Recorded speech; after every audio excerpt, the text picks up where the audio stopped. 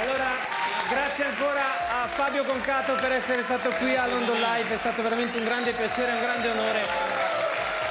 Allora, rimani qui perché il prossimo servizio riguarda un po' anche te, visto che parliamo di Musicultura, il festival della canzone d'autore dove sei stato anche tu parecchie volte, che si svolge nelle Marche da 15 anni. Grazie ancora. Grazie a voi.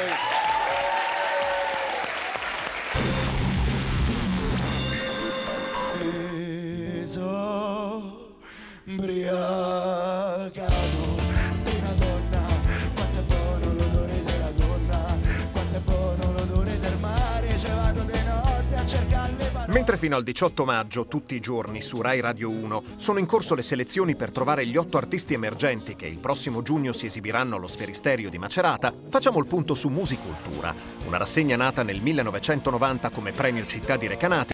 Da allora è stata capace di influenzare il corso della musica italiana. È un palcoscenico meraviglioso, importante, di prestigio, di spessore. E non è che se ne facciano molte di queste cose in Italia.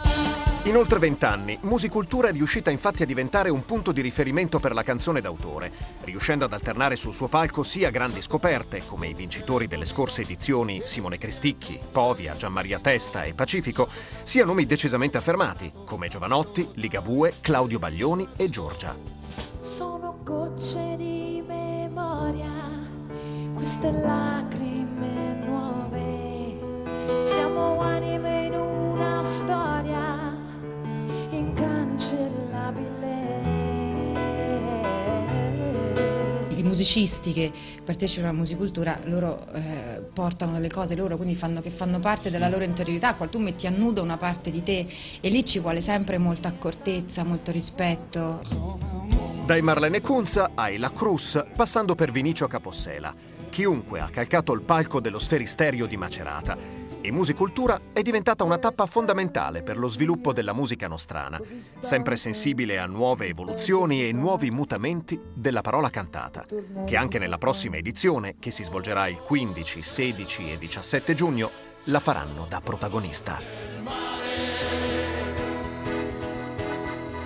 Tu sei lo stesso cielo del mio caso solare.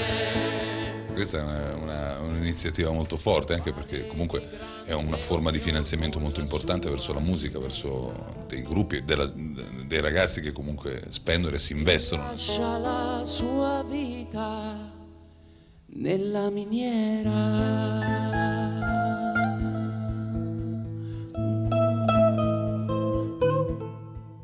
In queste settimane sta riscuotendo un